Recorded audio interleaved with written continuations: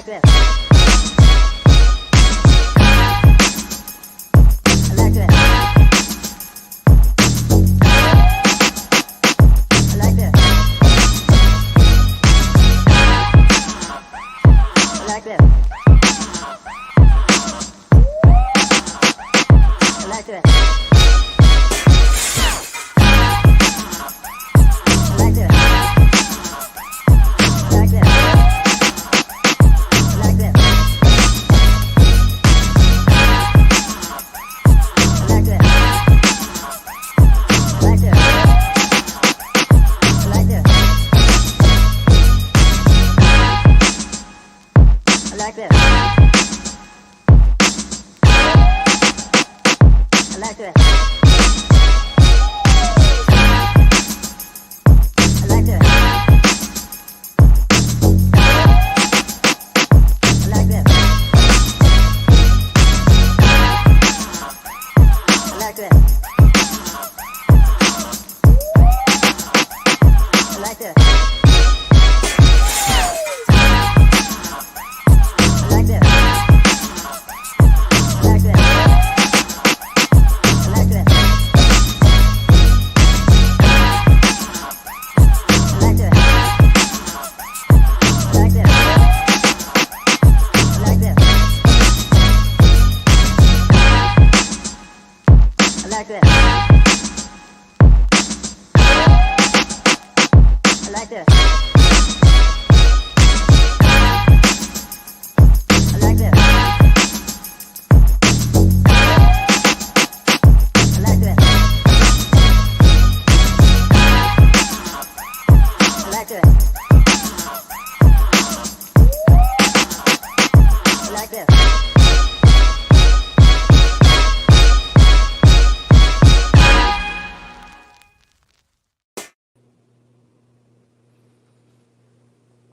What's up, boy?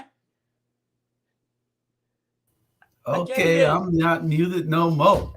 What's going on, people? What's going on? What's going on, boy? What's going on, my boy? Hey, same old, same old. Same old, same old. Ain't no biggie. Same old, same old. Yeah. You all right? I was in there. I was cooking for my kids and all that, man, and cut my damn finger. So shit, I'm always cutting my damn finger. Mess with those damn, don't realize those damn little knives be in there. Wait a minute, you was cooking and you cut your finger. Yeah, cooking and cut my finger and then washing it. And I'm like, damn. But well, you ain't no good to no woman then because you can't cook. Man, hey, I was cooking so good. I cut my finger, man. I was cooking so good. Dude, I guess you was doing okay. Man. I don't know where everybody at tonight. Hey, that's all right. I know one of them was sick.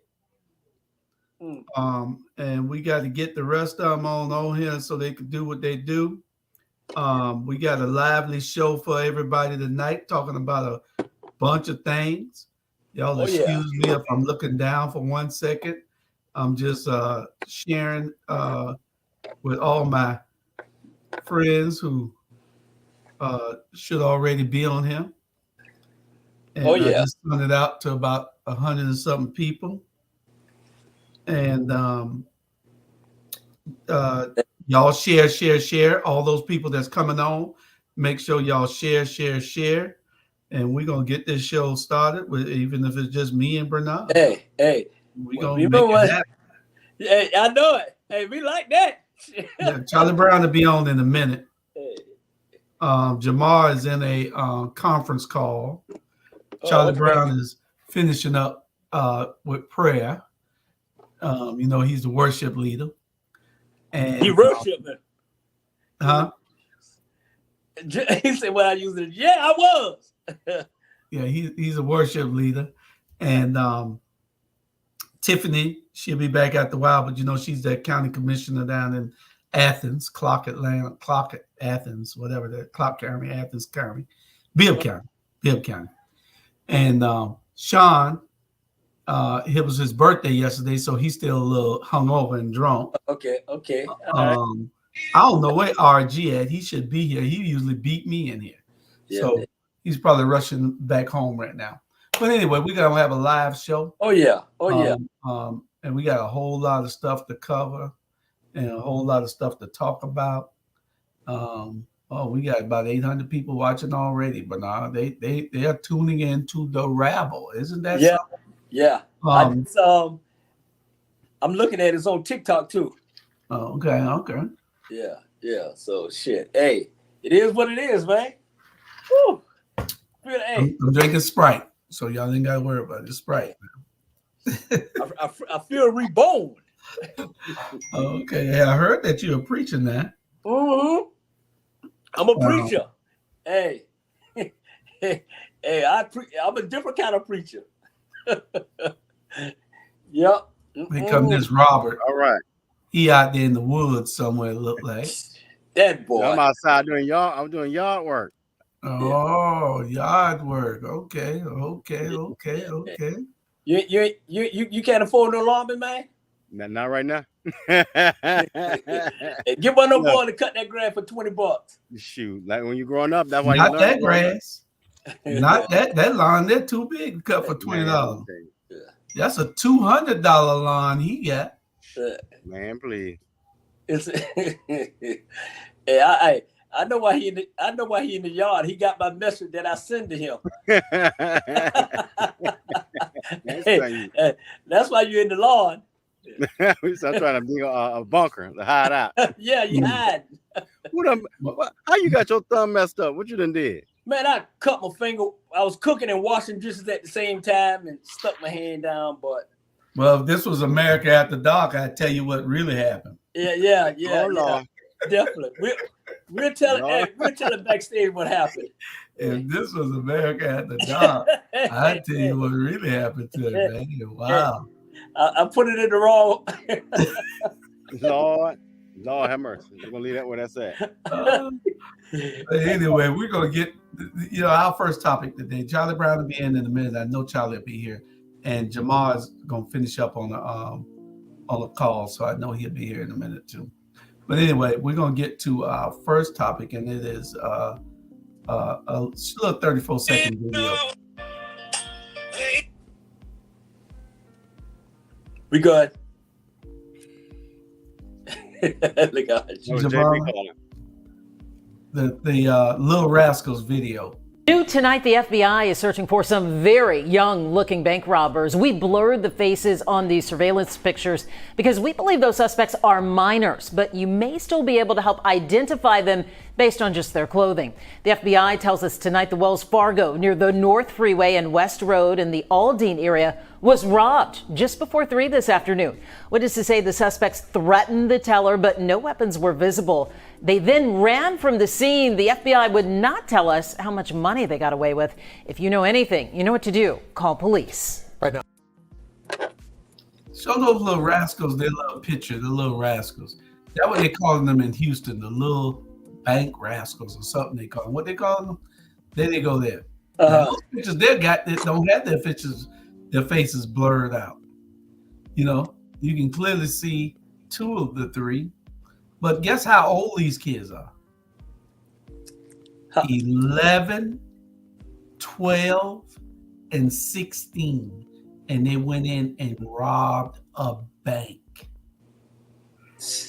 Y'all ever notice that all the news coming out of Houston is always some crazy ass news? Yeah. Houston, I hate to say it like this, but they got it going on and for all the wrong things. It seems. Yeah. For all the wrong reasons. Nothing like it. I have never seen nothing like it. That's what you say, Robert? I just ain't no words for that craziness. At some point, my goodness. Yeah. You got to blame. I don't know if you blame it on the parents or what, but goodness gracious. What the hell? Why they not in school? Yeah. You know what I'm saying? Like, what the hell? Who? They might have robbed the bank on the way home from school, Robert. Right. These might be straight A students. We don't know. I doubt it, but we don't know. Man, hey, I've been stopped blaming shit on parents. I've been stopped that, man. These kids, man. If you big, trust me, if you big enough to go rob a bank, then you big enough to go to jail or go to prison. Accountability. Now, it's like, okay, you raise them, you can raise them. And then when they're out on their own, they're on their own. So I ain't gonna blame these parents for all these knuckleheads to go rob a bank. You know, Bonnie and Clyde, I guess, and the sidekick. And the side chick. Yeah. It's no more blaming the parents for this and blaming the parents for that. Man, you got some of the parents, man, good parents that, hey, they're doing the best they can. Yeah. For what they got. You know, whether it's a two-family home or whether it's a one-parent home, at the end of the day, I've been stopped blaming parents on these bad-ass kids, period. I mean, but 11, 12, and 16, although they didn't brandish a gun, they went into a bank. The audacity. Yeah. The audacity That part. Yeah. of them to go into a bank. And Javon, leave it up at least 5 seconds so that people can read it. Whatever the comments are, because it was kind of fast, but leave it up at least 5 seconds, please. You know, I just don't know what to say. You know, what the hell is going on in Houston? Yeah. I mean, you can hear some little thugs, 16, 18, and 20 or something. But 11? Where you get the mindset to run into a bank at 11 to rob it? Yeah. Yes, sir. At 12 to rob it. Man. Now, 16, you might be hanging around some little thugs on the corner, Right. and you done got that nerve up into one of the little gangs, and you might go into somebody's bank and do something retarded. Yeah. Well, You know, well, hey, Jew and RG, they having sex at 10. I ain't surprised they're robbing a bank at 11. Oh Lord. Hey, I need a natural light. Go get me a natural light. That's too much. You might well keep it real, man. Come on. at 10, Yeah. Man, please. Man, these kids, trust me, these kids way developed more than what they are. way developed more. They are. Believe me. I mean, you know, when you think about it, and I don't make any excuses for it, but when you look at the old days back even in this country, 13, you was getting married. Yeah. 13, you was having babies and getting married. Yeah. Look at Little House on the Prairie was a true story. Yeah. I think it was based on a true story. The book was written. Yeah, it was a true story. Yeah, and it was back then. You was married at 13 was the age that you get married at. Mm-hmm. Your father could give you away at 13. I think they had to give a Kyle away with it. So, You know what?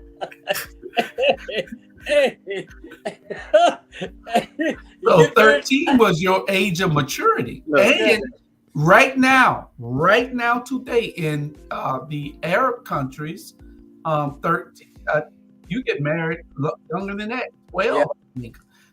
You were given away to a man to be one of his wives. Yeah. You know? Africa too. Yeah. So Boy, I tell that's you. some stuff. Hey, in Utah, you can have 3 wives in Utah. Yeah, I they don't know if made you want that Utah. headache. Yeah. Well, they say you gotta have 3 women. That's Hey, what he say. 3 You wives. can't have man. one, you gotta have 3.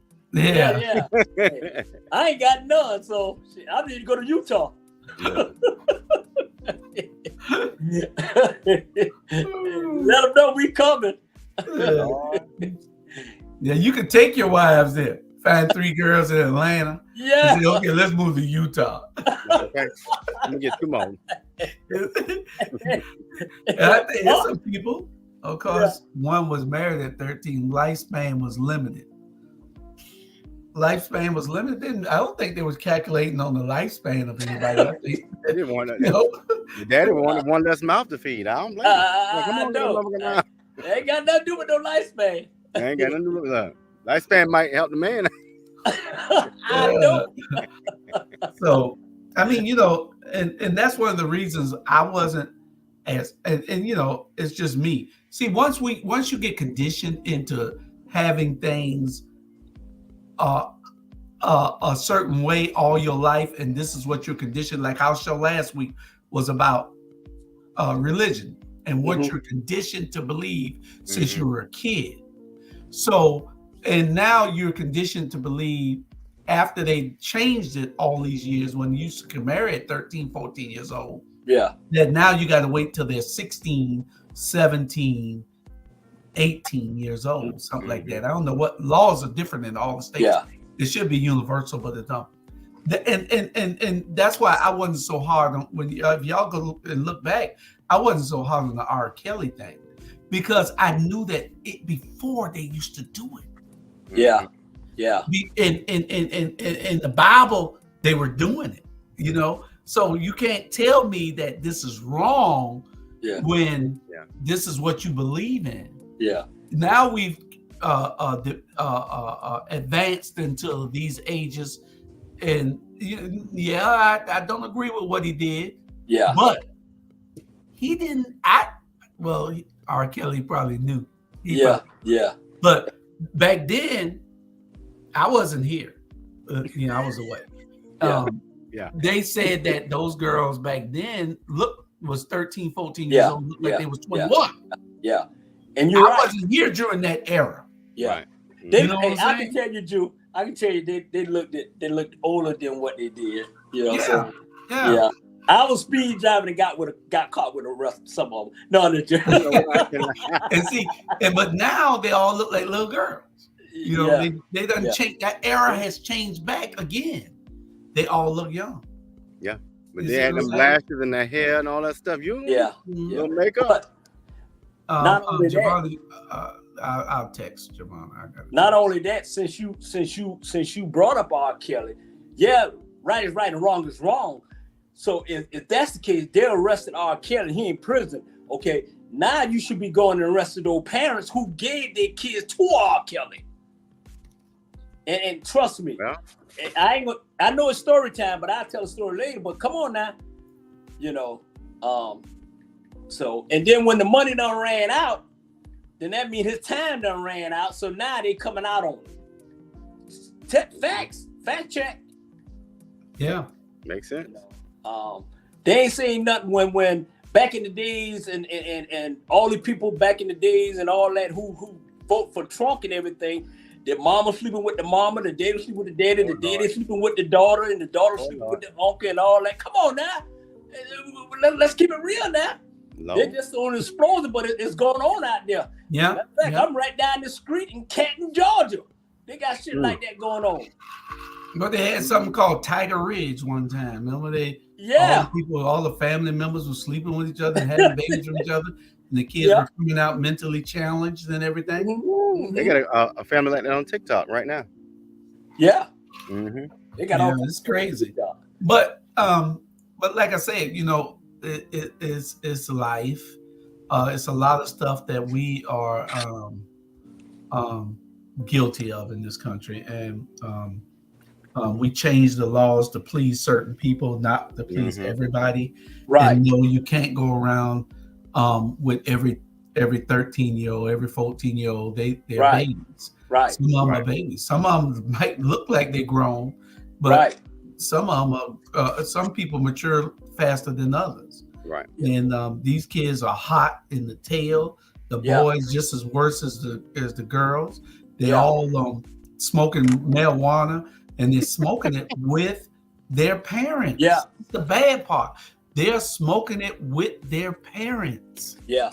Yeah. These parents are so young that they're smoking with their kids. Yeah. Yeah. And so that's why my mentees, their mamas love for me to slap them side the head, box them in the chest. I'm making them out of men. Yeah. My wife always telling me, "Why you hit that boy? You can't hit somebody else's child." Julie, you gotta do it like my Julie. child when he with me. He's my child right now. I'm gonna knock the hell out of him. Yeah. But you got to realize too, Drew, the parents is smoking weed with their kid because these parents had them when they was kids. Yeah, that's true. I can see that. Yeah. If you 12 years old and then you pregnant and by the time you get 20 something, your kid gonna be 6, 13, 14. Kids back in, and it happened back in the late 90s, early 90s with kids having kids and the mama partying with the grandkids and all that. Generation is totally different. Yeah. Well, we're going to, Javonda, you ready for the first commercial? First two commercials, you can go ahead and play them if you want. And we'll be right back in a minute if Javonda is there. She'll get it right in a minute. Oh, man.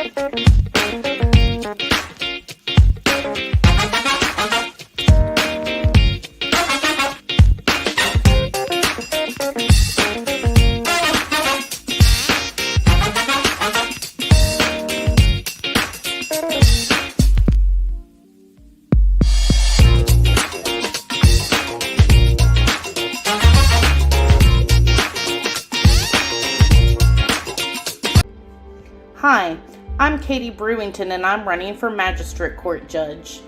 Magistrate Court is often called the People's Court because people represent themselves or are pro se litigants. Magistrate Court handles civil claims up to $15,000, dispossessory proceedings, pre-warrant applications, and good behavior bonds. I'm a great candidate for judge because I have the experience, compassion, and drive to get the job done.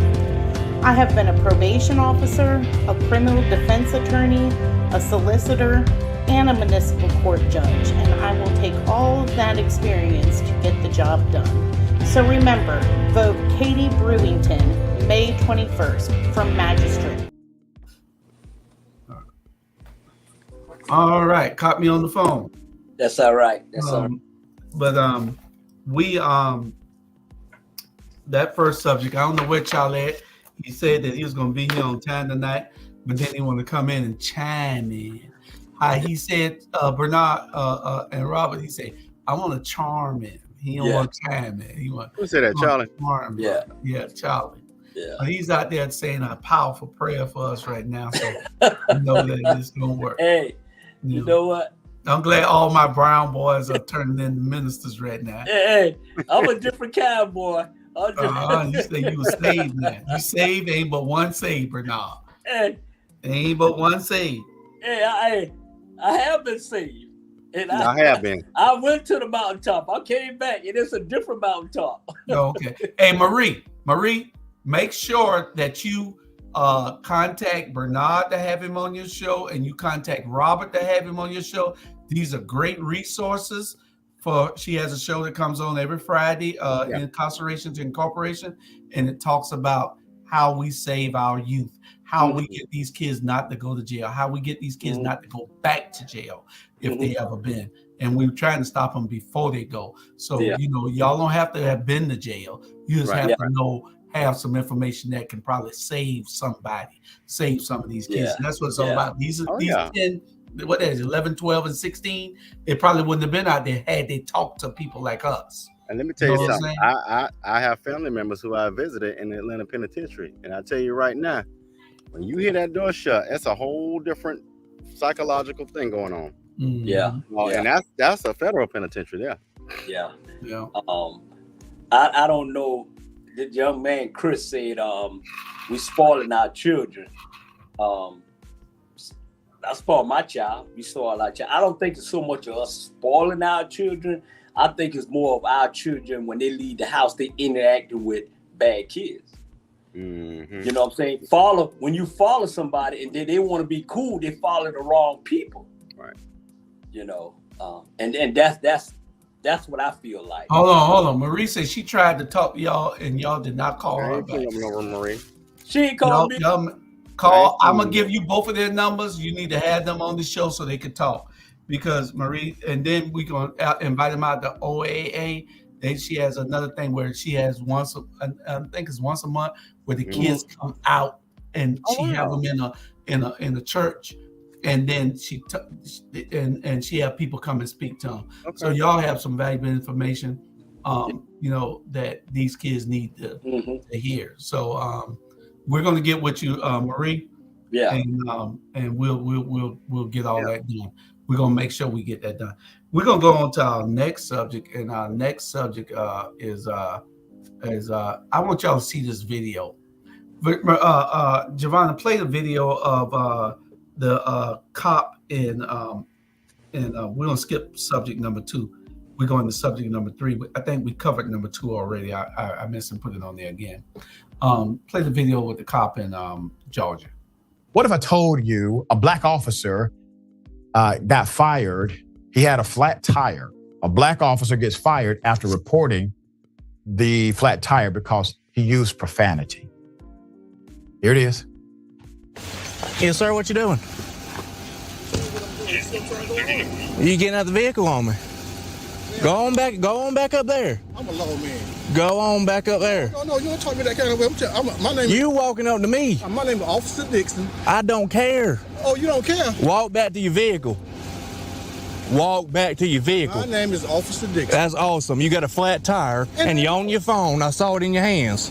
I'm finna call my friend. I don't care. Let's get understanding here. Now, I'm going home.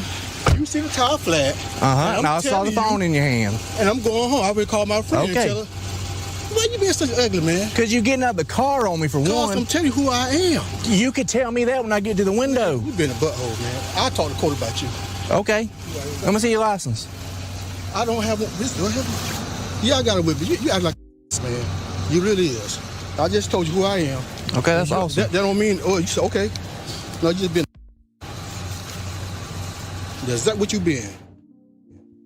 Yep, I got more video. And let me say this. Let's put up the picture full mask.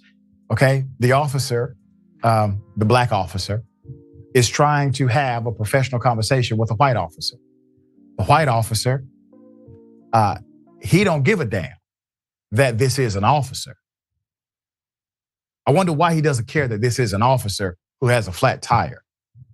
An officer has a flat tire, and you're going to still give him a ticket.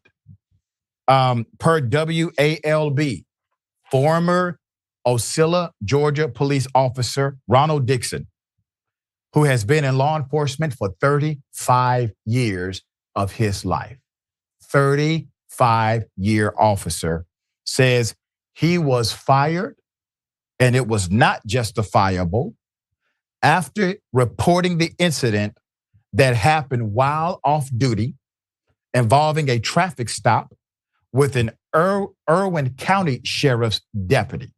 Okay? Now, here's the continued conversation with the officer.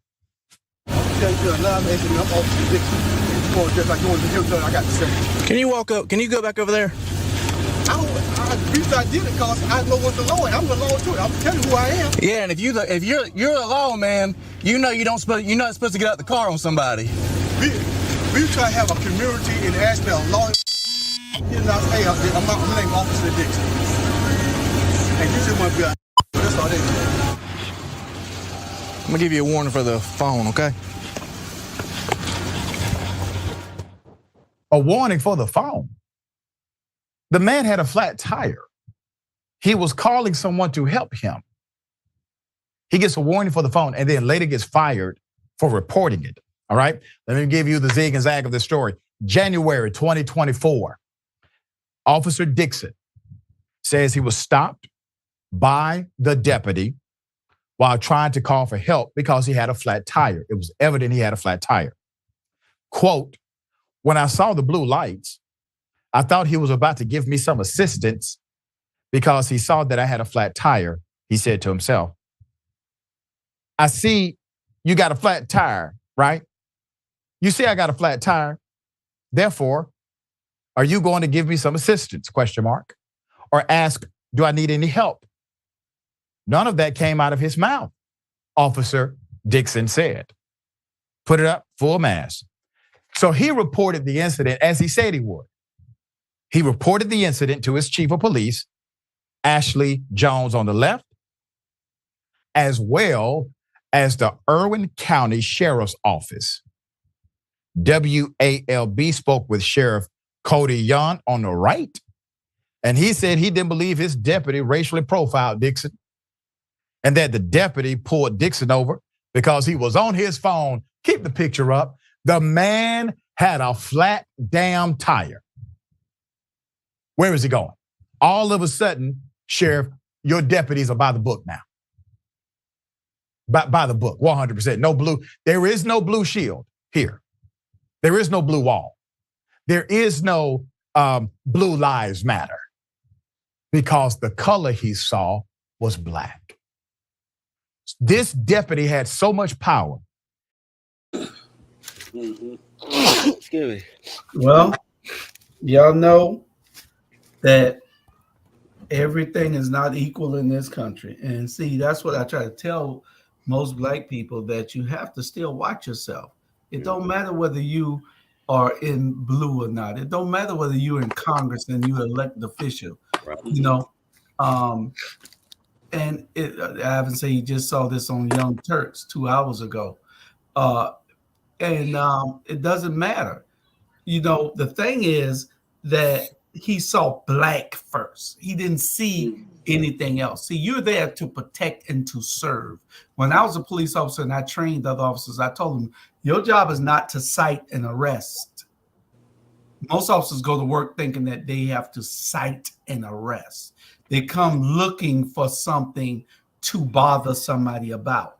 And most times they'll let that criminal go that is smoking weed with the smoke coming out the windows. They ain't gonna bother them because it might be trouble. But they'd rather bother me and Robert and Bernard and Sandra because we're not gonna have any resistance. So it's easy, it's an easy ticket, you know.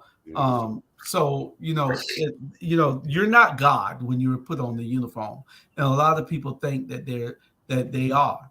They got powers that they've never had. They got powers they don't even have at home. So now they want to be able to impose that power on somebody. So and believe me, I know I've trained many of police officers. Many of them now are in leadership 30, 40 years later. You know, it was 40 years ago that when I went to the police academy. And you just got to have that attitude that I'm here to help somebody. If I have to arrest you, then you have to go to jail. But you are here to help somebody. Everybody run a red light ain't a bad person. Right. You don't have to ticket them. Everybody that turned on red without seeing the no turn on red ain't a bad person. You know, so you have to be able to discern on who you need to give it to, you know. Now, attitude does have a way in it. So y'all tell me, was the officer wrong? Was the off-duty officer wrong by not staying in his car, and he should have just shown who he was? Now, I'm gonna tell y'all this before I say anything else. I've got stopped probably in the last 10 years at least 6-7 times, and I've gotten a ticket only once, and I beat that ticket when I went to court because I showed that I was right. But the other 5 times, I sat in my car, put my hand on the steering wheel to make sure the officer knew that I was no threat, and I told him, I said, I understand, I'm an ex-police officer, you know. And when I said that relief, that, you know, calm and down. They automatically went into a different mode, and they never gave me a ticket. You know, that's how I get away. I got to tell y'all, it's an escape mechanism for me. But anyway, y'all go ahead. Yeah, nah. Let me say this. I'm gonna keep the shit flat, clean, and unfiltered. Number one, growing up, our father always said, "Hey, if you get stopped by the policeman, you stay in the car, say, yes sir, no sir, okay." Don't live to see another day. I got stopped probably maybe last year sometime, drunk as hell, boom, white guy, next thing I know, let me go. Okay. This is totally different. Mm-hmm. It's having a flat tire, getting out of the car while being black. The white officer was absolutely wrong. He came with an attitude. he came starting trouble. Okay, and I thought man, tell me something if I'm wrong, Jules, since you've been a police officer.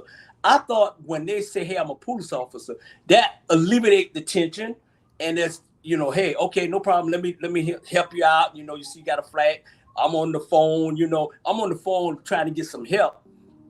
At the end of the day, I admire that black guy being calm, because the white guy was totally rudely just trying to get something going on, and that's what's wrong with these white officers in Georgia. I can say Georgia because I live in Georgia. They need to do more background check on these guys, man. Trust me. We can be driving while we black. We can be grocery shopping while we black. We can be kissing on another black woman while we black, and it's always some issue. These little punks, like they don't have control of their house. And their wife probably don't want them there, so they say, go, and you got a job or whatever. Trust me, not all of them, but some of them a little punk. And for that man to go ahead and go after that black guy by being black was absolutely wrong. And for them to fire him, you got to really look at him. One with a big old cowboy hat on, and the other one, with a wig on. Come on, no, come on. We get tired of it, man. We as black men getting tired of being harassed. We're trying to do the right thing. We're trying to live right. And you need to tell me I got a flat tire and ask a police officer, and I'm a police officer, and he give me all this slack, and then I get fired for defending myself? Man, that's flat out bullshit. Yeah. And you know what else, Bernard? The fact that it shouldn't matter whether he is a black police officer, right, or just a black man, or just a man, or whatever. You should show me the same type of respect that you would show anybody else. That's because I have seen police officers pull up behind a person with a flat tire and help a person with a flat tire, so I mean, and for them to use the bullshit of, where he used a profane word, as many goddamn profane words as police officers use, period. And it was his day off. You mean to tell me you gonna fire him on his time off? Yeah, y'all. They were just trying to find, but what he has after, because he's been in law enforcement for over 30 years, what he has is the proverbial I got you moment, where if he has a good enough lawyer that is probably will come from out of his jurisdiction, he'll have a lot of money for his retirement. Which, even if they felt like he had done the wrong thing, this man's been in law enforcement for 30 whole years. You could have let him retire. Right. You want to make it seem as though, we're just gonna do the right thing. Kiss my ass, all of y'all. And I use profanity, but that's what I got to say about it. All of y'all ain't nothing but a bunch of hypocrites, a bunch of racists, and when you get to the Ocalas and what's that other town, Julius, where you couldn't even, Forsyth County, Cordele, all those places, you're not gonna get a fair chance. Savannah, Georgia, McIntosh County, Camden County, you better not, bro. What's that one all the way at the bottom, Robert? Down McIntosh, you better not. No, all the way at the bottom. St. Mary's. St. Mary's, around Camden. Right by St. Mary's. Yeah. What? It was 60 Minutes caught them doing wrong. Remember 60 Minutes? Right by St. Mary's. That I ain't didn't Camden even County, think is that there was any. It's some other name, but it's Ware right County. there going to, Brunswick. before you get in Florida. Mm-hmm. I know you're talking about. I can't think of the name of the county. Brunswick. No, That's the city. it's past That's Brunswick. McIntyre. When you're But in also- all of those towns, No, it's right before you get to the no, Florida line. Valdosta going is down on the other 95. side. That's Southwest Georgia. Ivan's calling to tell us But- Yeah, yeah. but if you in any of those places, you're not going to get a fair trial. You're not going to get a fair. You're not treated fairly whether you are a actual perpetrator, because that young man is in the jail right. I mean, in the grave right now today just for jogging. Mm-hmm. Yeah. You know, and if it was up to the DAs and all of them during that time, those Michael and his daddy and whatever would have never, the McMichaels would have never seen a damn day in that jail cell. The name of that city is Woodbine, Georgia. Remember? Woodbine. Woodbine. Yeah. Woodbine. I ain't Woodbine. even You thought did of not that go. damn city in a long time. You didn't go through Woodbine down 95 without being stopped if you were black. Wow. And she right and tell that. Run and tell that. Yeah. Wow. But you know, and Robert is one thing that I saw Robert that officer did wrong. Right. And like I told y'all at the start of this show, what got me by every time, if he'd have sat in his car, he's a police officer, so he know that he has to defuse the situation. He don't know who that is stopping him, so you can't get out your car. That guy might have shot him, killed him. Right. And, you know, Right. so you stay in your car. You want as a police officer, you want that guy. You want whoever you stop to stay in the car. Yeah. You don't know that guy didn't know him, or you let him go once he saw him. So he didn't know him. So you don't be confrontational. What you do is he should have sat there. He should have got it when he saw the officer stop him. Get your wallet out and sit it there. Yeah. So when the officer asks for anything, show him your badge. None of that would happen. Yeah. And But I you know had what, asked a couple Julian? weeks ago. But I knew I was speeding. I was late night on the phone to pick up a cousin. I knew I was speeding. I was doing 85 and 35. I just don't worry about it. But it got behind me. And so when they got all my information, like you said, Julius, I'm being polite like I'm talking now. Somebody somehow must have used my information in Illinois, and they were like, step out the car. I'm sitting on the side of Chatham Parkway car, but I'm still having conversation. But at no point did I ever get aggravated or why are you doing all that? Just stay calm, because at the end of the day, they want to go to hell home too. I didn't get, once they found out that wasn't me in Illinois, I was like, I ain't never been in Illinois, so I know. Let Bernard go next. But I understand what you're saying, Jewel, but this guy was a 35 years on the police force.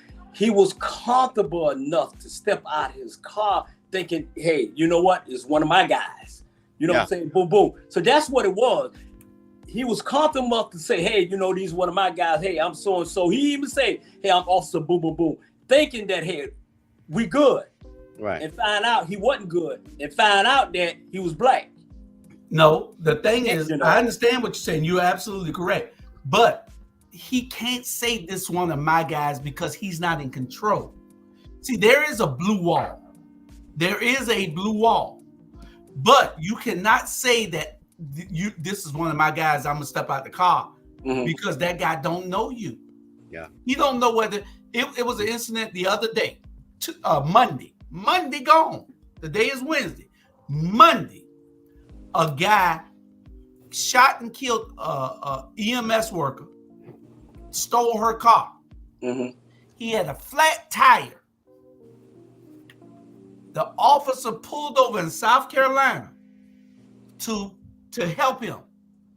He shot and killed the officer dead. Wow. Because he thought the officer was coming to arrest him. He had a flat tire. Wow. So you don't know whether, you see what I'm saying? Even though this happened in January, the one that we just saw, this happened Monday, where that happened at Monday. So you don't know that guy is one of your guys. So you have to be able to say, yeah, I believe that the white officer, he got in his feelings when he said, I'm gonna talk to your boss about you. He got in his feelings. Yeah, he went. He got in his feelings. because he figured he had a proper stop. Yeah. But the black officer, if he had sat in his car and would have opened his phone, opened his wallet and say, "Here's my badge." Once that officer see that badge, he finna do everything in the world to help you. It's a blue wall. It don't matter what color you. It's a blue wall. But if you get out of line, they forget all about that blue wall. Mm-hmm. Yeah, but see, this was the thing, Julius. Is black officers still feeling like they're part of the blue wall?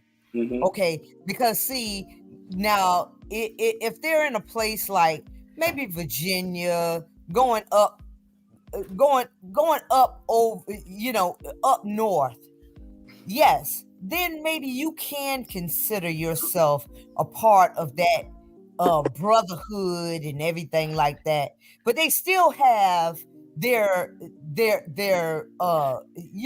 little thing. But when you are in the deep South, the still controversy Jim Crow South, they don't care who you are. They make you to know that you just an N-word. To me, I don't care if you an N-word with a badge. They treat folk over here the same way. They treat officers over here the same exact way. They don't care that you have a badge and all of that. They, if you try to say, show them, well, I'm one of you. No, you're less than me. Well, you're less than me. And I'm going to show you that you're less than me. Boy, get in your car. Boy, shut up. Boy, don't talk to me like you're human, because I'm not going to treat you like you're human. So if he would have been killed, just like Mr. Ritchie said, they would have figured out a way to make that a justifiable shooting, and the police union and everybody else give him a paid vacation until they could get him off the hook. And that's on period. Yeah. Jamal? I pass. Okay. And like I said, a lot of that could have been diffused if you just think. And yeah, he saw black. He didn't like a black man getting out of his car and telling him that he was officer also. So he got in his feelings. And sometimes when you let your emotions get involved, then you sometimes do things to the detriment of your own good. And why they fired this guy after 35 years on the police department, that was a travesty. 35 years, I could see if you said, okay, well, we're going to suspend you 7 days. For cussing, the law only states that, and I've read it, the law only states that if you, and then it's not a law, it's a policy of one of their police policies, said that only if you use profanity toward a citizen while you're on duty, not while you're off duty. Okay. He was off duty. Mm-hmm. He cursed the officer, which is in his rights as a citizen, and he should never have been fired. I'm against him being fired totally. He should have never been fired. But let me ask you something. You got a lawsuit. Let me ask you something. Right? So let's look at the big picture. So do you think it's about him cussing and the flat tire, or it's bigger than this? 35 years. Do you think somebody inside had issues with him, an issue with this guy? You know what I'm saying? Because you just don't cold say, hey, I'm going to fire you because you blah, blah, blah. It's something going on bigger than what they ain't putting out. And I guarantee you, they had an issue with the fact that he was black. If this guy, if he's going to sue him, then a lot of stuff going to come out. So just, tire, okay, but it seemed to me it's bigger than what it is, period. They had an issue with the fact that he was black and that he call himself, you gonna report this white man? You gonna report this white man for what you think? Oh, okay. Well, and he wasn't even in the man's jurisdiction. So his white friend called the white man over in Ocala. And I know exactly where Ocala is. It's right outside of Warner Robins area. So all of y'all white folk got together and y'all conspired against this one black man. Well, anyway, I think that we have beat this horse dead. We know there's some racism, there's some racial profiling. There is a blue wall, but at some point the wall breaks down.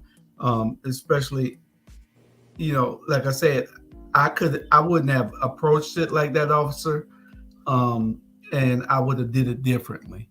I would have just sat in my car and showed him my badge, and he would have let me go, or he would have gave me the help that I was that I was needing and in need of. But people do things differently. Giovanna, go ahead and take us to a commercial, and we'll be back in 1 minute with the longest serving inmate in Louisiana history. All right.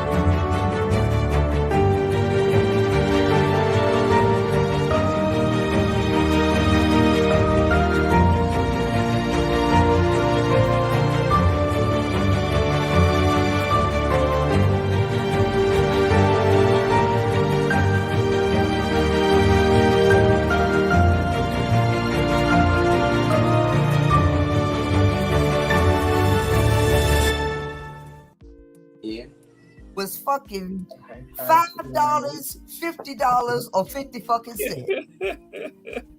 What we at?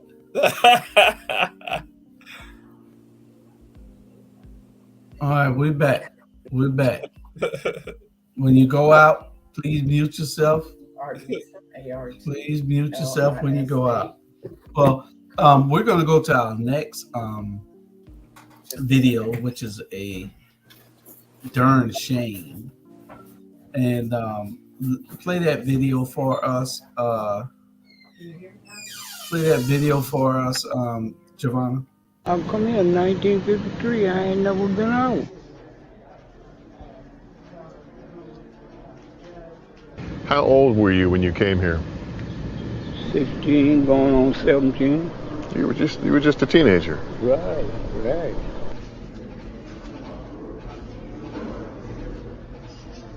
How old are you now? 83. Do you want to get out of here? Definitely. Man, I've been here all my life, ever since I was a kid.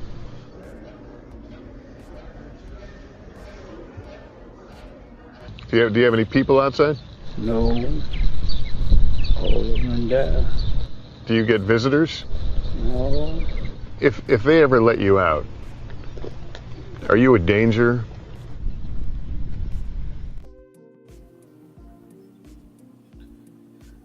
Woo! 66 years he's been locked up. 66 years. 66 years. If you can't rehabilitate a person in 66 years, you have failed that person and society. 66 years. He's been there since he was 16, going on 17. He's now 83 years old.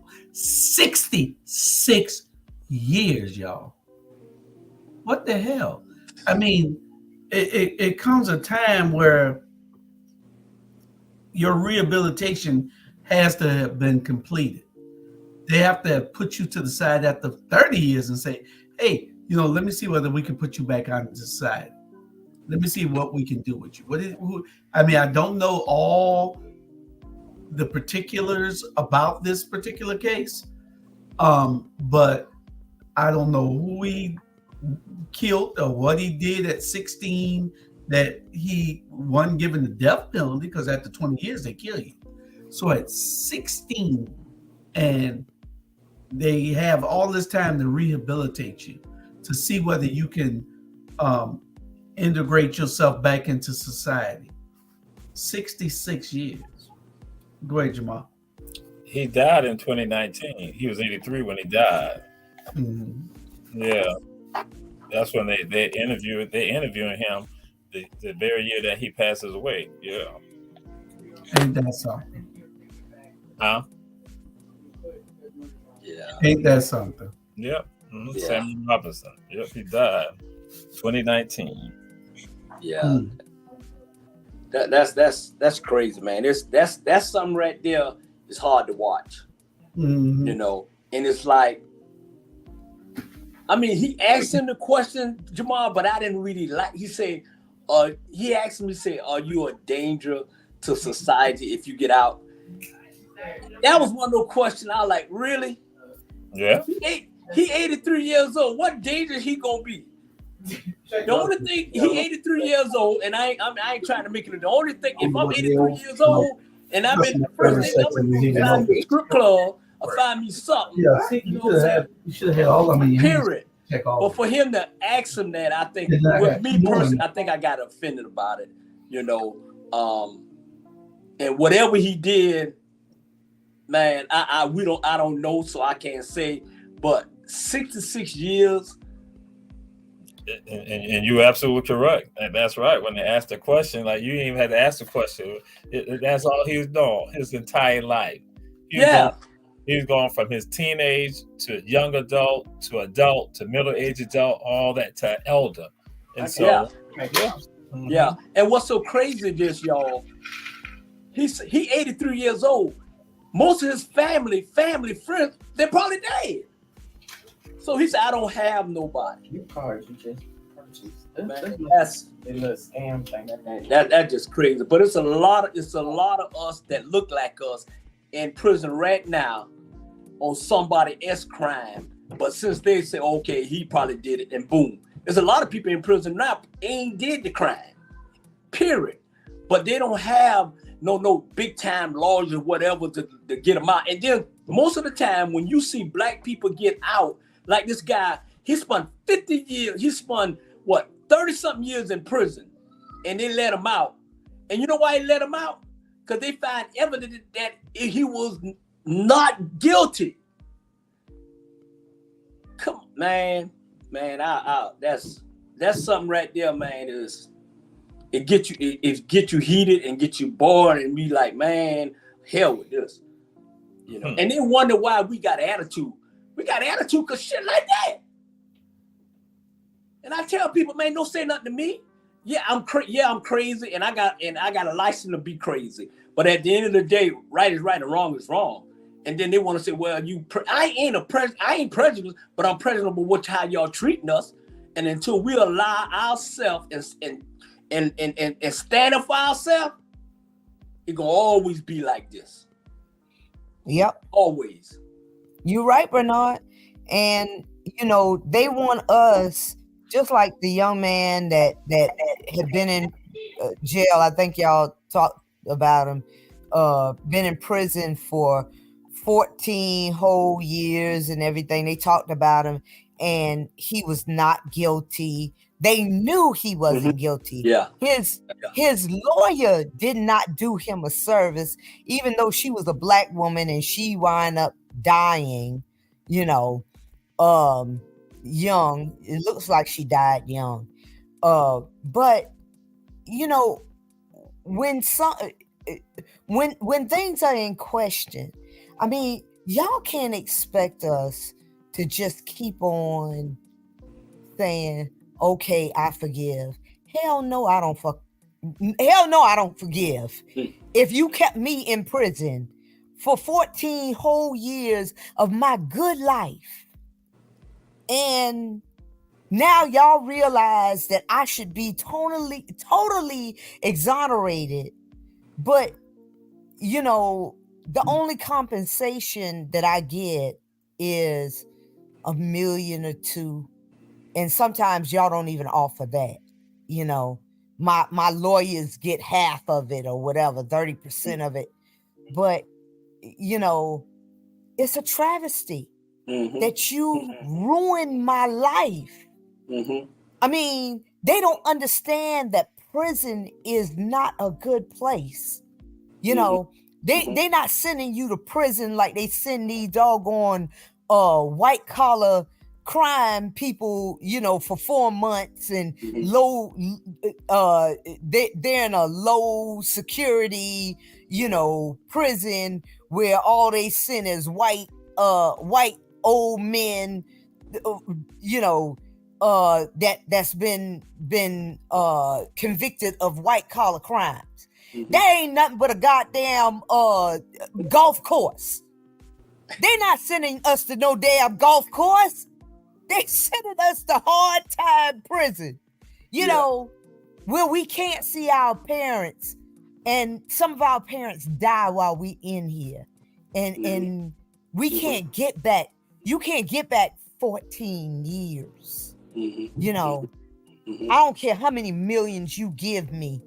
I can't get back 14 years and the degradation that I've gone through while y'all was, you know, pretending like I was guilty. Yeah. And you're right, because you know what? It was came up on the platform, say, hey, good platform. But let me tell you something. One thing about us, we ain't scared to talk about what we need to talk about. And that's what's wrong with this country today when it comes to us. They piggyback and don't want to say this and don't want to say that. But when we bring the discussion, real discussion, it's somebody right now probably in jail say, thank y'all for bringing this up, because I know for a fact I didn't do that crime. You know, we want to talk about other stuff and we want to talk about it. But tonight, let's talk about what's really and truly is when it comes to this damn country and the way it is and the way they treat us. Let's talk about it. See, they don't want to talk about that. They want to talk about who's going to be the first person, either USA going to be the first person on the moon or China going to be the first person on the moon. This is what they're talking about in Congress. And they're talking about, 300 and something votes, we're going to ban TikTok. No, once y'all ban us and stop treating us right and stop doing the right thing, you worrying about the wrong shit. But we voted and put them up there. You're worrying about the wrong shit.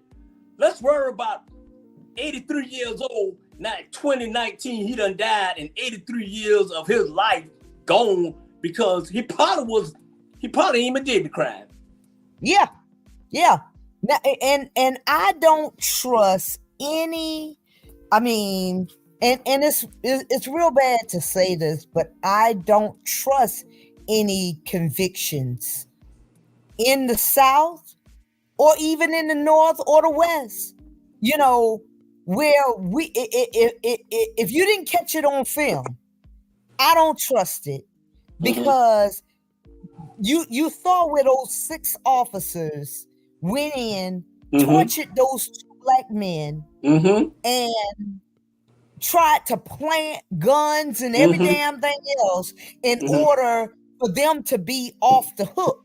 You know, can you imagine if I don't even know how they got, you know, how they caught them, you know, for sure. But they shot off that man's tongue. Yeah. They sexually assaulted one of them.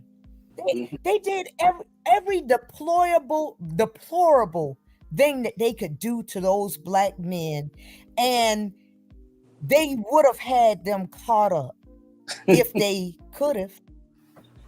You know, They would have done it if they could have.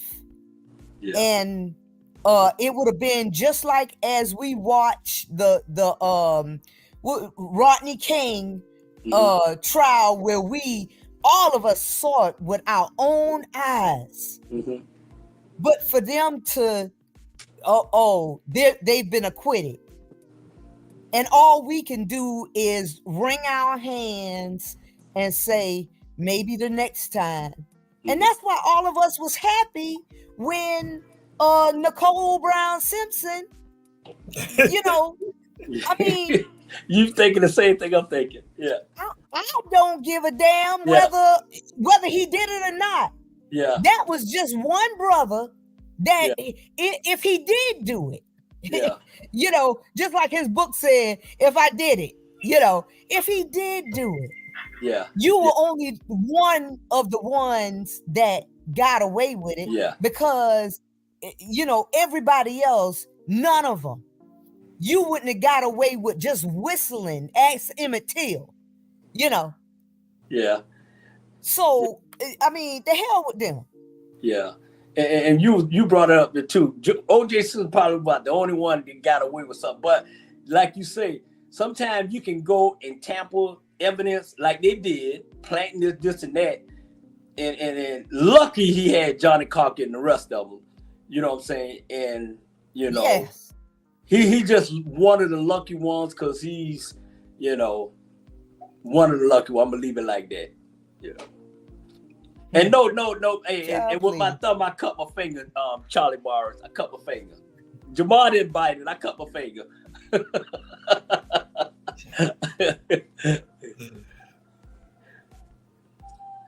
Well, we're got something that I want y'all to look at. It's called individualism, and I ran across this today. And I want y'all to look at it. Do you want to play it? Then y'all start the discussion, please. All right.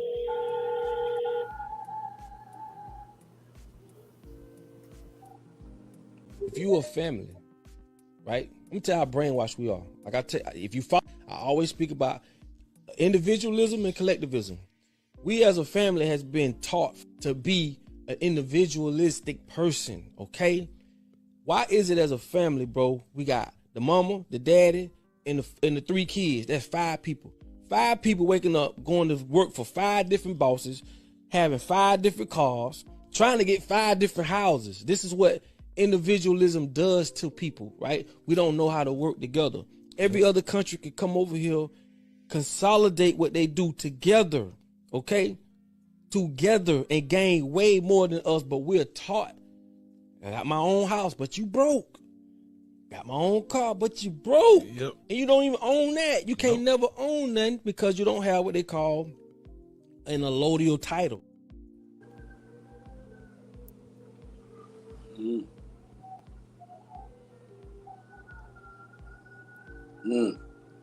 Deep. Well, it is deep. Individualism. And what has it done to the black? What has it done to the black community? They made us feel that way so we could feel like individuals, separate from everybody else. That's why we can't live in the house with other people when you got all the other races living with each other all day long. So that's the problem. What y'all say? Well, y'all know that I've said this 1,000 times that, our culture is the only one that feels like 18 is some type of magic damn number, which it isn't.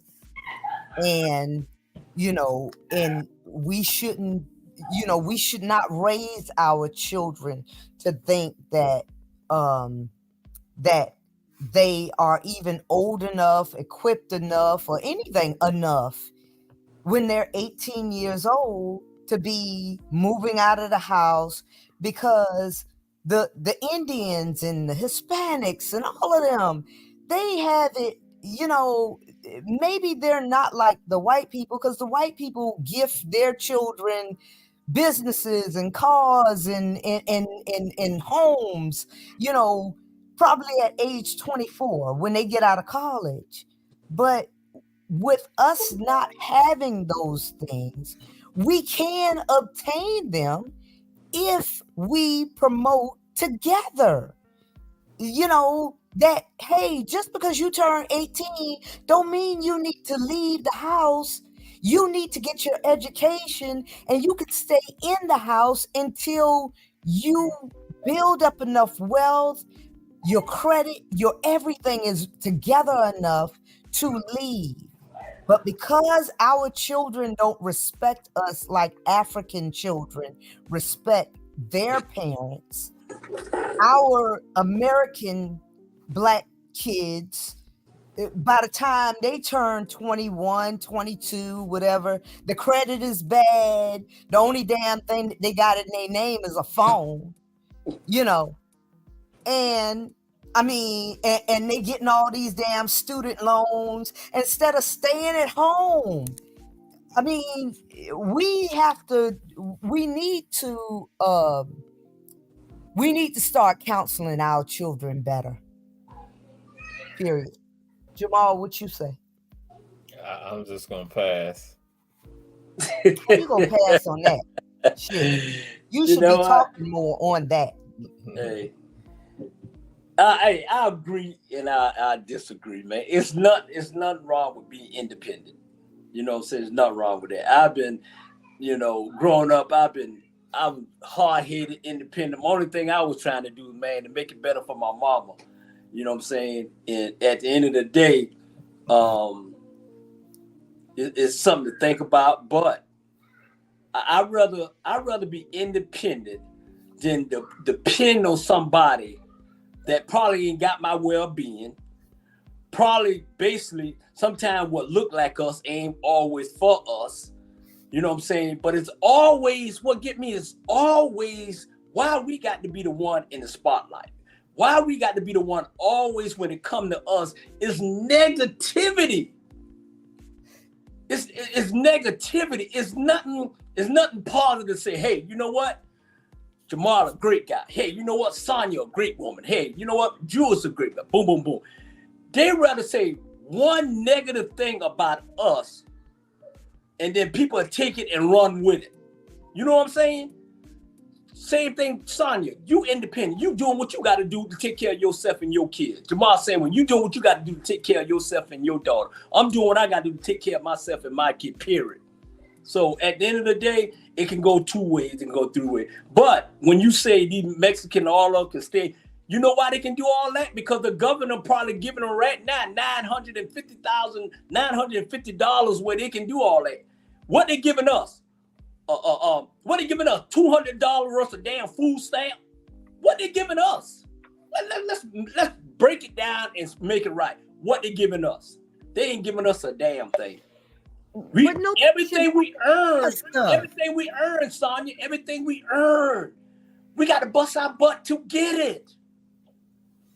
These other nationalities getting handout. We ain't getting no handout. We getting hand out and get out. That's the only thing we get. You're right, but nobody should have to. If it is, say you, for instance, your daughter, and maybe a sister living in the same house. Both of y'all, all of y'all on average earning $50,000, you know, a year. And that's minimal, you know. You can afford to live, and you can afford to save. And as long as you have a plan in place, you have to have a plan. And the plan can't be, oh, since I make all this money and my daddy, you know, we all only paying $300 a month. Now I get all the damn red bottoms that I want. And, you know, I'll drive a Maserati and all of this type of stuff. You have to have a bigger plan than that. You know, because all three of y'all together could go into, investing in properties, but our focus is on the wrong things, because let them call a sale at the Nike store, our asses lined up around the damn corner. Yeah. We are not focused on the right thing, and that's the reason why our outcomes is not good. So we can't blame the fact that the government is giving the Mexicans that's crossing the borders, the things that we are not getting. We need to generate our own wealth so that we won't have to worry about what the hell they're getting, because we can do it ourselves. I would rather be a self-made woman than say that, any governor of any state can do like they doing right here in Texas right now, on the grab and goddamn fetch your ass out of here method. I don't want them to have that much power over me. Yeah. Like I said, it's give and take.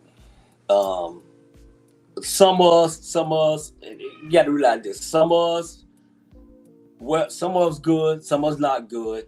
You can make what's up, Kevin? What's going on, bro? Hey, we can. What I'm trying to say is this: all of us is not in the same boat. We got some of them in good boat, we got some in the bad boat, but we all is a part of a system that don't give a damn about us. I don't care how much money you make it. I don't care how much you ain't got. We are part of a system that don't give a damn about us.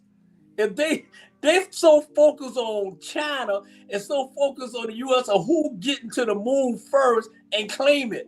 Y'all hear that? That's what they talking about in Washington, D.C. And then they talking about, okay, let's see if we can, get rid of TikTok because they got our data. Y'all got our data. Exactly. Y'all won't know more about us. These countries ain't thinking about all that. So it's a matter of standing up for what's right. And I'm gonna ask y'all a question. Do y'all think, I was looking at a video and I was looking at Martin Luther King, right? And Martin Luther King did his last video, his last speech. And he said, hey, I've been to the mountaintop. He said, I may not get there with you, but I'm getting. So my question is, do you think that we as Black folks have let these people down who died for us to vote, who died for us to go in the front door, who died for us where we can get in the fountain and drink water, just period? Do we think that we had to tuck it to the next level to go to the next level? Or do you think is we our downfall or they our downfall? I'm gonna say that it is both. That again, part of it that we let other people not tell us who we are when that's never supposed to happen. You should tell people who you are. You should be you. You should put it out there. But we have collectively allowed other people to miseducate us, and so that comes into play. And so with that, we do cause downfall for us because we buy into somebody else's game on who we are. Somebody else is telling us who we are, and so then we are letting stuff down. We don't stand up, we don't speak out because we have other people telling us what not to do. And one crazy thing about that, just like people come and create something called snitching. So here go people talking about snitching when in actuality, a snitch is a criminal. That's what that is. And that if you ain't a criminal, that don't apply to you. But guess what? We go and buy into it, not realizing somebody else threw that at us and we ran with it. And so then we wind up fighting against our best interest. Some of us, not all of us, but some of us. But that takes so much energy because again, you got to deal with the knuckleheads and the crazy ones spitting out the stupidity when you should be focused on your real enemy. It's like, fool, you ain't supposed to be my enemy. So be you right here. But you have my time all tied up in you. And so now I'm divided. And so that's what happens. Yeah. You right about that. Yeah. You right about that. Yeah. And it's like, I'm not. First of all, I'm not going. I'm a grown damn man. I ain't got to listen to nobody to tell me should I vote, should I not vote, should I step, should I fight for this war, should I do this and now. I'm a grown. I'm gonna do what I want to do. Period. And one thing I am gonna do, whether it is right or wrong, I'm gonna stick up for my people, even though my people don't stick up for me. I'm gonna stick up for them. Period. Because at the end of the day, we got voices that other people don't have, and we say things that people want to say but too scared to say it because of the backlash along with it. And that's a God in heaven truth. That's on some of these shows. That's on just every way. Period. If you can't stand up for something, then that means you ain't nothing. Stand up for something. Yeah, and you know what, Bernard, in that same guise, there's no way I'm going to pay for a house and then I allow the people around me to instantly take away the value of my house, and I be scared to speak up because I pay too much for my house in order to let a bunch of damn thugs just come and take away the value of my house, you know. And if you feel like that's snitching, no, I feel like that is keeping keeping up with the same way I mow my yard and I do everything else around my house is the same way that I'm going to keep a peaceful neighborhood, because you're not going to come in here and be a criminal.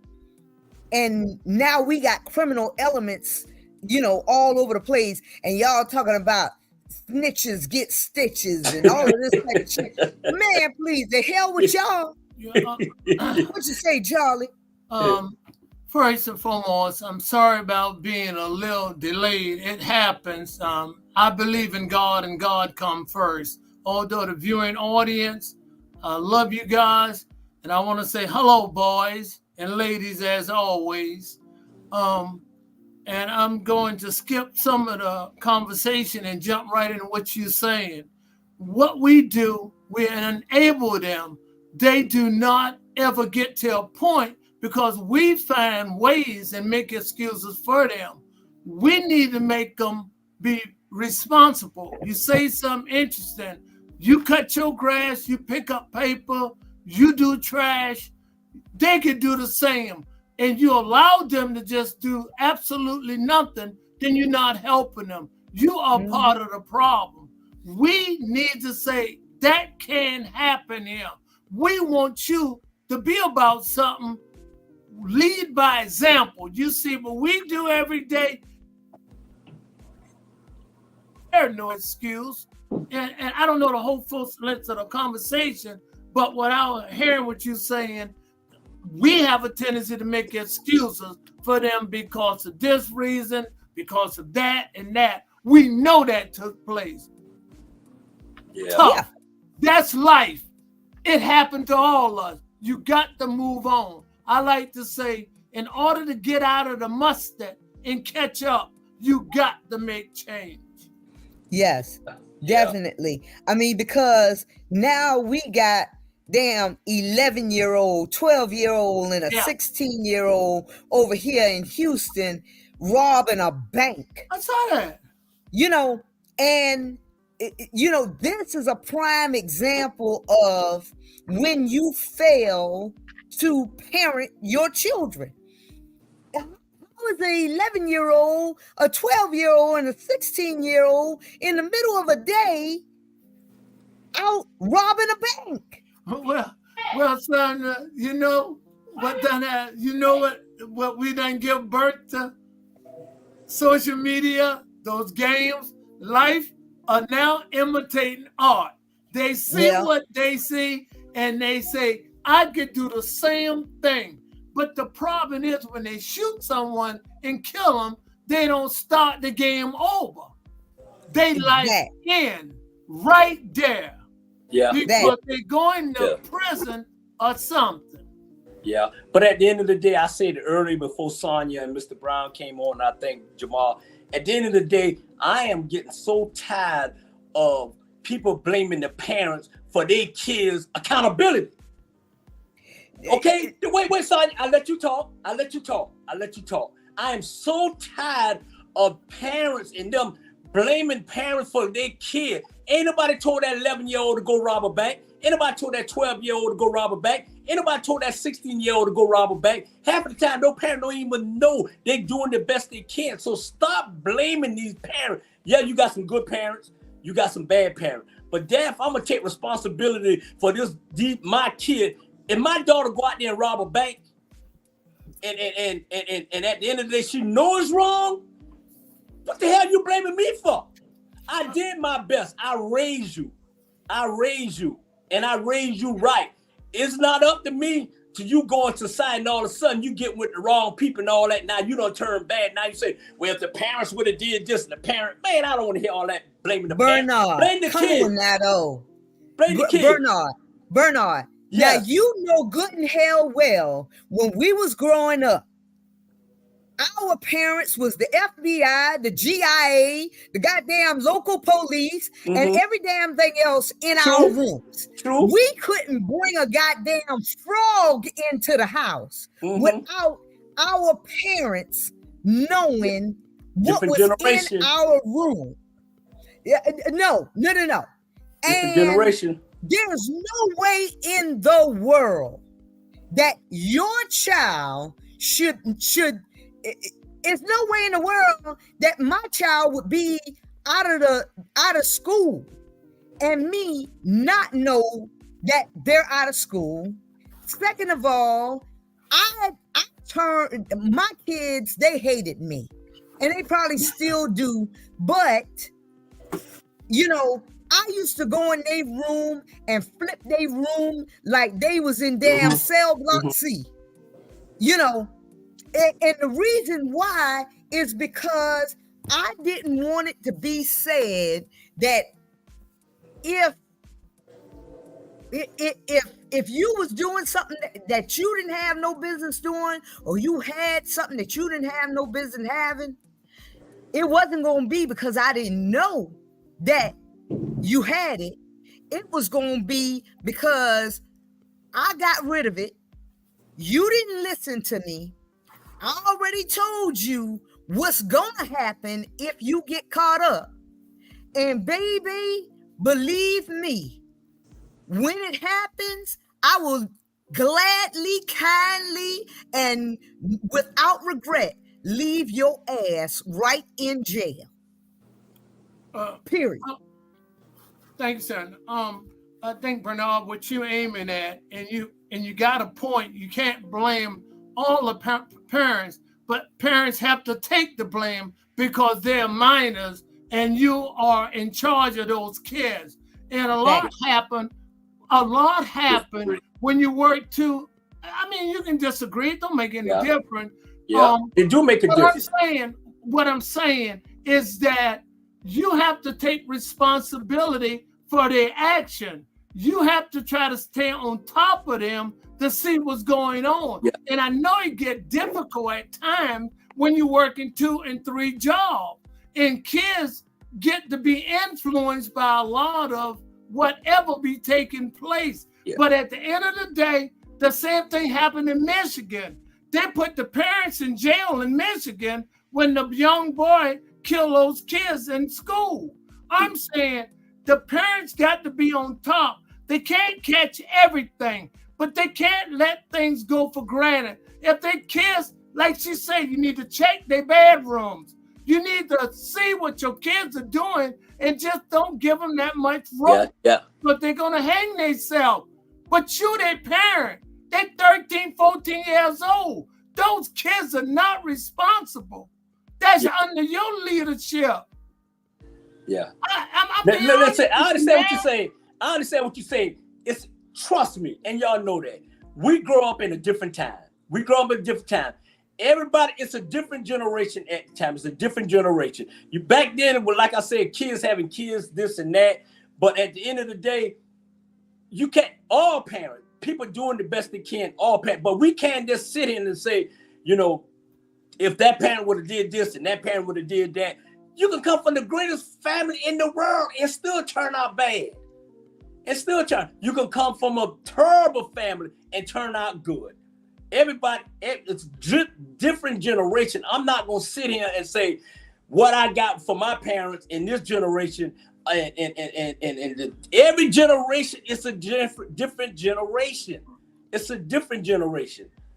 So at the end of the day, it's accountability. It's accountability. These kids getting with these other kids, making the other kids at the end of the day. So I'm not going to flat out blame all the parents for these badass kids. I'm not going to do that because it's a totally different generation. You have your opinion, Mr. Brown, son. You got no. I'm not trying to take your opinion away, and I hear you. But the law gonna make you responsible because you're their parent. The law going to put pressure on you. They're gonna say, where are you? Hey. It's 11 o'clock at night. Where's your kid? That's your responsibility. You should know where she or he is at, Bernard. Okay, no, listen. Let me tell you what happened.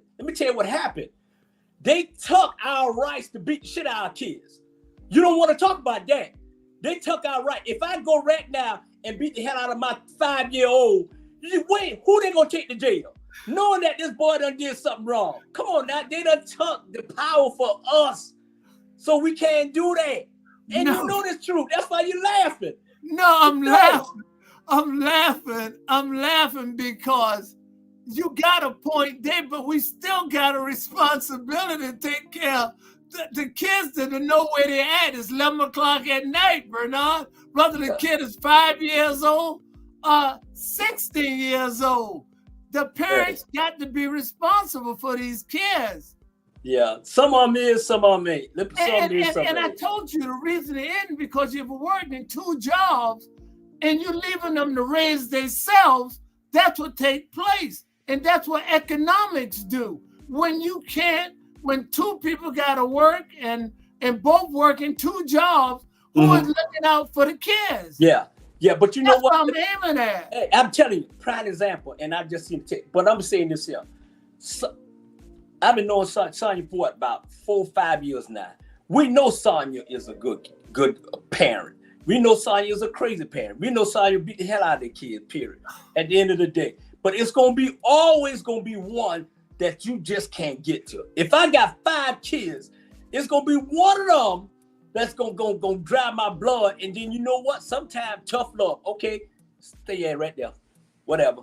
Because you keep talking and you doing your best. So if you're doing your best, I get you. If you're doing your best and you know you're doing your best and that kid get in trouble, I ain't blaming myself. Right, Bernard. I'm not saying one size fit all. I told you was right to a degree.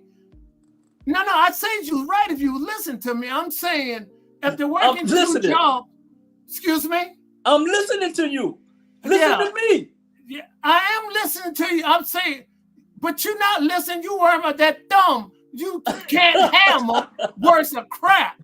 That thumb hurt you. Don't take your pain out on me. I'm trying to say, I was saying you was right, but one of the viewing audience saying you got to control your household. But I was saying where you aim, I'm not trying to speak for you. Yeah. Because I know if 2 parents are working and who's watching the kid 14 and 15? No one. The kid is watching games and the games become their parent. Then they go out and react what they see. I'm saying one of the parents got to sacrifice. Either you can't eat out no more, you got to cook at home. Someone needs to supervise their kid. We're letting them get out of control. At the same time, society say you can't do corporal punishment. Society is absolutely part of the problem.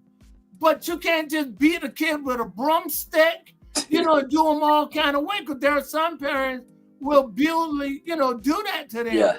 Yeah. That's got nothing to do with what we're talking about. Where's the guy with the big nose? Where's Julius? Hey, but you know what too? No, you didn't answer my question. You know what Julius said? Oh, there you go. I heard you calling my name. Yeah. I heard you disrespecting my name. So I'm not. Would you say something? I would never say, you Bernard know, made me do that, because we Julius. grew up in the child abuse age, you know, where my parents probably would be just coming up for parole and shit, you know, but but there is what we have to, you have to discipline your children. You have to talk to your children. You have to know what's going on with your children, and you have to warn your children, you know, that, I mean, because like right now, my son got into a little bit of trouble. Do you think that I'm going to get his ass out? That's an affirmative no. Because see, I had already warned him of what was going to happen. Because see, warning comes before destruction. You know this, Charlie, because you done read it in the Bible. Right. You know, right. So once you have warned a child and you have talked to them and counseled them and everything, you have to let them hit that proverbial brick wall. As long as I know where he is, hell, I can sleep good at night. I think what you've done for him, you've given him life experience. You can talk all day. If you go bail him out or do whatever you do, that is being responsible. But at the same time, you're enabling him. He'll continue to want to do things. By getting this life experience, we hope he'll wake up. Exactly. That's the good what you're doing, because he need to wake up. He's asleep. Yeah. And Yeah. Bernard need to get a better hammer so he won't smash his finger up and take the pain out on me. And I heard about your show where about 1 million people be watching you. What time your show come on where I can look at it? Hey. No, it's I was cooking for my beautiful family. Cooking? And I washed dish and I cut my finger. But you know what? I agree. Yeah, not just I cut this finger, then I cut this. But Jesus, just stay out of the kitchen. Man, I'm Mr. Mom. Need you to just stay out the kitchen. No, you're not. You need a supervisor in the kitchen to watch you watch dishes. Good thing this ain't to cut your fingers off. Good thing this ain't America at the Dog, because he ain't cut his toes. We're gonna move on to the next subject. I'm sorry, but let me show to my friends. But we on the podcast. We got Joyce. How many people were looking at us tonight? 823. 823. Yeah, this is podcast. That's the host of Julius. Tell him when he's ready to get on, he can get on, but he can't interrupt me while I'm talking. All right, go ahead. We ain't gonna interrupt you. I'm gonna pay attention. I'm paying attention. Send the bend down so we can see his face, so everybody know who the rude guy was. The FBI looking for you. I saw your face. I'm looking for the FBI. Where they at? Yeah. So he's one of my spiritual brothers. Yeah. So we got a little past what we were doing on all the subjects, and we got a little behind. Yvonne was cussing me out. I don't know whether she went to another commercial or not, but we finished with individualism. I think what we're on now is the 3 enemies of success, and we got about 20 minutes and 18 minutes, and we got to be out of here. All right, we got about 18 minutes, and we got to be out of here. Is it time for a commercial? I want Greg to say how our commercials work. We have a ticker tape running across the bottom. You have to teach Greg another day.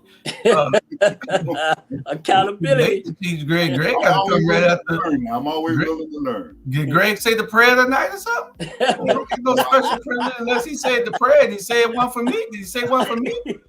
Well, I tell you what, I can say a prayer for all of us. That's right, Greg. Don't pay him no mind. I put one out there now. If you see that nose he got. Hey, can that lady over there, AKA, play that piano back there?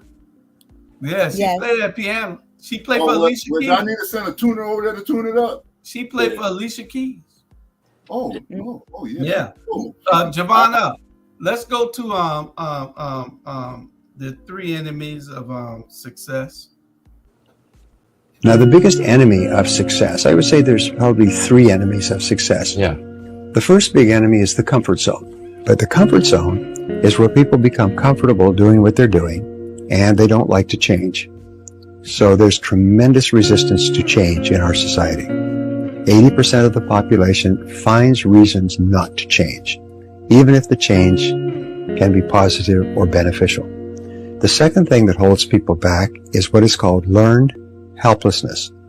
This is where people feel, I can't do it. And the third enemy is what we call the path of least resistance, which is always looking for an easy way to achieve a result. But nothing worthwhile can be achieved easily. Well, y'all heard it right there. There's three enemies. I don't know what my enemies is. I'm trying to move something and can't move it. You know, I'm probably my greatest enemy is I have difficult making changes. I'm still stuck in the mustard and can't catch up. I have a problem with that. And what's that called? With that. And what's that called? You a what? I procrastinate a lot. And you a what? What you mean? I'm a what? Dinosaur.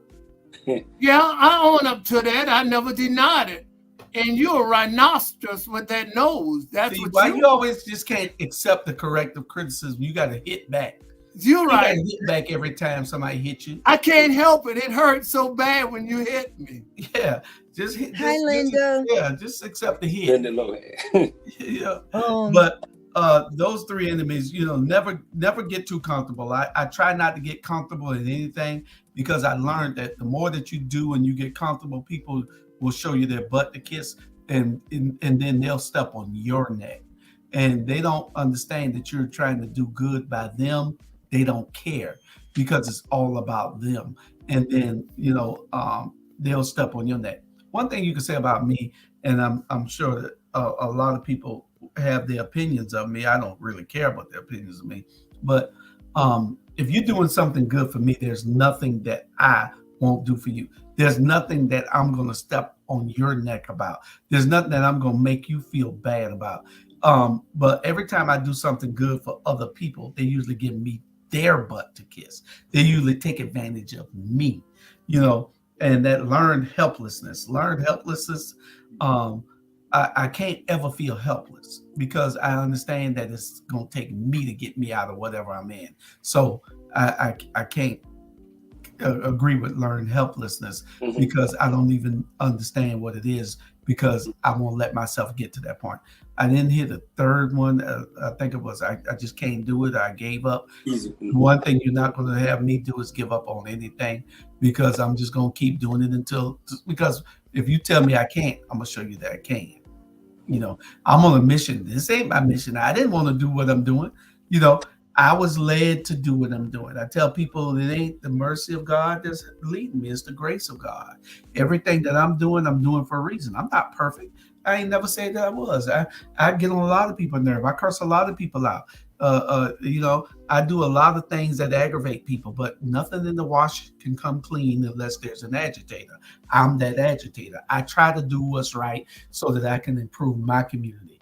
I'm 62 years old. I don't know how long I got to live, but I understand that I have an obligation to my community. So I'm trying to fulfill that obligation through what I do every day.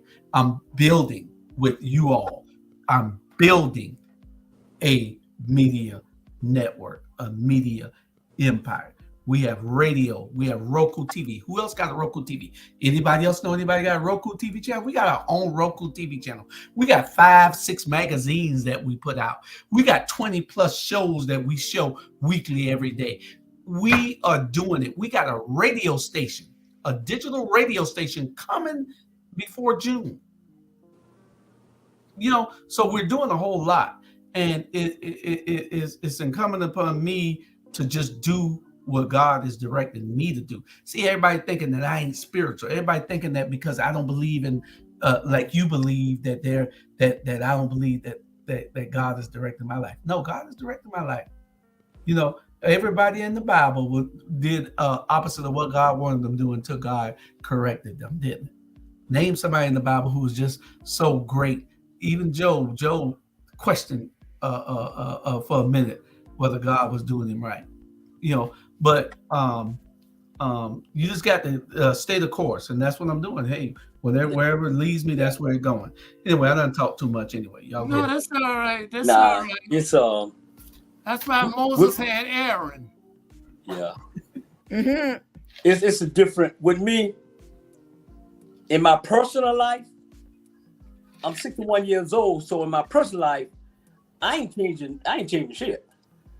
I've been like this since I was 4 years old, and I'm gonna still be like that. If you don't like me, then it is what it is. Now, when it comes to society, I change with society because the generation is totally different. If I want to stay with the generation, then I got to change. But when it comes to my personal life, it is what it is. I'm not gonna change, and you ain't gonna come in my life to change me. That's why I'm by myself. I'm a grown damn man. I don't need no young somebody to come tell me how to make up a bed or how to cook or how to do this or how to do that. That ain't gonna happen.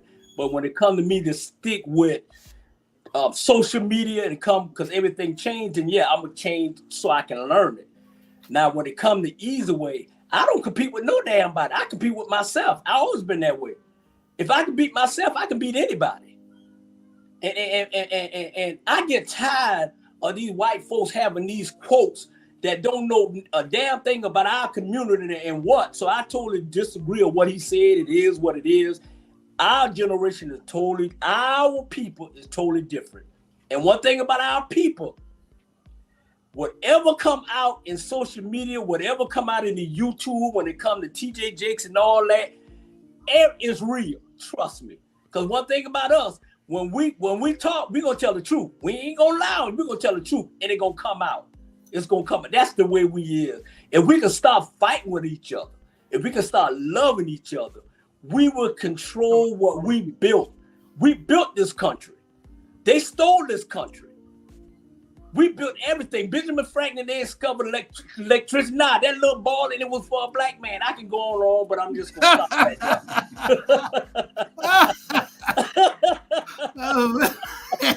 I'm going to start. Go ahead. I had a moment. Yeah, please do stop. Sandra, go ahead. I'll pass. I had a moment. I'm sorry.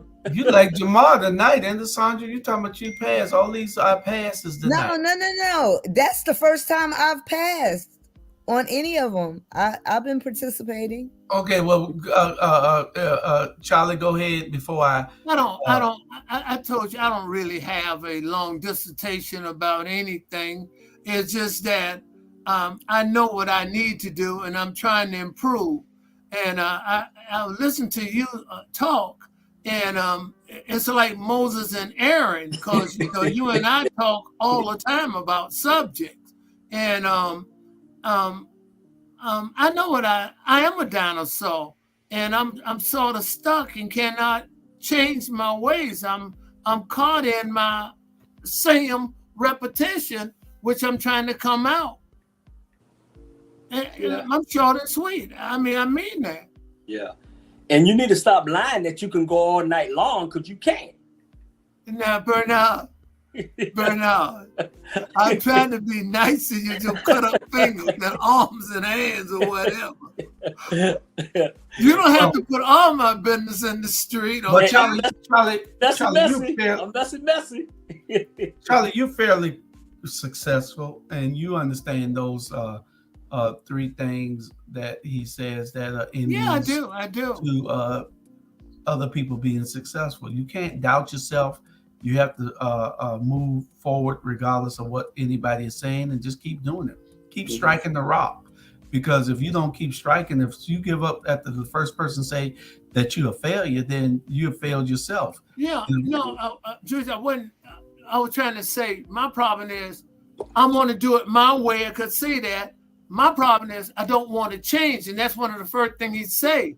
They don't want to change. They want to stay the same. And if you're gonna make and move forward, you got to accept the change. And I'm saying that's my biggest problem, because I have been successful. I ran the Savannah Entrepreneur Center. I mean, I've ran $1 million business. I mean, I've done a lot already. So, but my problem is I've gotten complacent. And I told you today when we communicate, I say, you probably keep me going, because every time I get ready to kick something aside, you put me on steroids again and say, come on, what are you doing, Charlie? And I thank you. And I tell the viewing audience, you know that. Greg, Jewish and I started ATR and Black Media together. We the founders, but he is basically the person who had the idea, and he brought me along with him because he know I had a lot of energy at that time to put things. How old the company now, Julie? Is about 5 years old? In October, it'll be 5 years. Yeah. Yeah. Yeah. He is a good motivator. He always been that way. I was sitting Jewish, I was sitting there in my front room and was telling my daughters, them never heard it before, about how we came up and what we did, and man, they were shocked. They were shocked, Jew. They thought I was a quiet boy. Trust, I tell people, I say, man, please. Sometimes you have to be big enough to see and big enough to say, you know what? It's time for me to book. And that's right. I can tell a story right now, the reason why I left Savannah, but I'm gonna leave it like that. You see those things going across the border? We are it's a video that I'll just save till next week.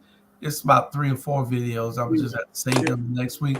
It's a lot of stuff because I had a problem earlier with something I did when I went to Walmart, and I was on the phone with them for the last 25 minutes arguing with them, and I know I'm right because I got all the damn receipts right here. And they cheated me, and I told them before I left the store that they were cheating me. They told me no, they were right. So that's why I was gone for about 20 minutes. And I'm sorry, and that's why y'all went over on the subject for so long, because somebody should have said, okay, enough of this subject, let's move on to the next one. Anyway, we get to our bonus subjects and everything next week. And because we are running out of time. We got about 6 minutes left, and all these videos, I want to play some inspirational stuff. I want to help people to understand that you have to be able to believe in yourself. Let me play one for you all. I got a couple, but I'm gonna play one. He said, I need your eyes on me. He said, don't look at your storm. Don't look at what's happening. Don't look at the job loss. Don't look at the diagnosis. Nah, don't look at the depression. Don't look at the divorce. Don't look at the kids wilding out. Don't look at everything that's going wrong. He said, what you looking at? Don't look at the people that left. Let them go. Don't look at the people that won't come back. Let them stay. He said, when Peter walked on water, he was looking at me. He said, when Peter walked on water, when Peter did the impossible, when Peter was able to do the supernatural, he was looking at me. His eyes was on his creator. His eyes was on his strength. His eyes was on his way maker. His eyes was on his way out. His eyes was on his way through. But when he looked down, he said, when Peter looked around, when he started watching the storm, when he started looking at the water, when he started to think, how am I doing what I'm doing? He began to say, when you look at your storm, that's when the storm will take you under. When you look at your storm will consume you. He said, keep your eyes on me, my child, and you'll do the supernatural. You'll do the impossible. Everything that they say won't happen will happen if you just look at me. So what you looking at? What you looking at? Keep your eyes on my word. Speak my promises. Yes and amen. And do the impossible, because possible is in you. Big dog. That's right. Yeah. Man, you know what? And Mr. Brown know this, and Jewish know this, and I know this. Boy, when you don't went through that storm, you don't realize how powerful you is when you get out of it. Trust me. I tell people, don't look at my cussing. Don't look at my smile. Look at the damn storm I done went through and I done came out that I can help other people. Man, hey, trust me. When that belly get full and you let all that words come out, you're helping somebody. You're helping somebody because they need to hear it. Don't look at who giving the message. Listen to the message. That's right. And the thing is to have faith. Don't worry about nobody else because guess what? What they're saying don't matter. That's right. Don't matter. Don't matter. Just keep doing what you're doing. That's why I keep doing what I'm doing. Keep your eye on the prize. And he is the prize. I don't care what anybody else is doing. That's your problem. Do it. I'm doing what I'm doing, and I don't care what you say. If I happen to run across it, I might address it a little bit just for just to have fun. But I don't care. Y'all know me right now. I don't care. I don't care what nobody say about me. This is me. This is who I am. This is who God made me. Yeah. What I care about what man say. Yeah, absolutely. I do what I do. I walk in the path that I've been led to walk in. No other way. I don't walk no other way. But anyway, we got a couple other videos that we'll just show next week because I got one for poor people that support Trump and poor white people that support Trump, and we can't understand why they do it. But it's about 6 minutes long. We'll start that next week. I appreciate everybody. Everybody who came in. Robert was out doing the lawn. Jamal was on the conference. They all stepped in and did what they can. But hey, you know, I see. That's why I keep telling you. I keep striking the stone. I don't care. Even I had to leave for 20 minutes. I know that, you know, none of us are getting paid. It's a payday coming though. You just got to understand that it is coming. And you're saying exactly what the guy just saying. Keep your eye on the prize. That's right. And payday is coming. Yeah. Yes, but we getting paid every day because we get to voice our opinion and we get to share a lot of information and knowledge. You know what Charlie Brown likes to say before we go up to hell? When people fail, when community fail, it's only two reasons: lack of information and lack of knowledge. And the mind is like a parachute; it only works when it opens. Okay, I'm gonna break a little protocol. See that clock right there in that middle? If y'all ever see that clock at 1:57, don't say nothing. I got to go. It's at 1:58:41 right now. If you ever see that clock, always watch that clock. Whatever y'all doing, all the hosts, always watch that clock in that corner. Whenever it says that, you cannot keep talking. I got to go. And nothing I can do. I got to go. And I don't want to interrupt by just breaking it and knocking it off. I got to go. You. I love y'all. We'll talk to y'all. Y'all be good.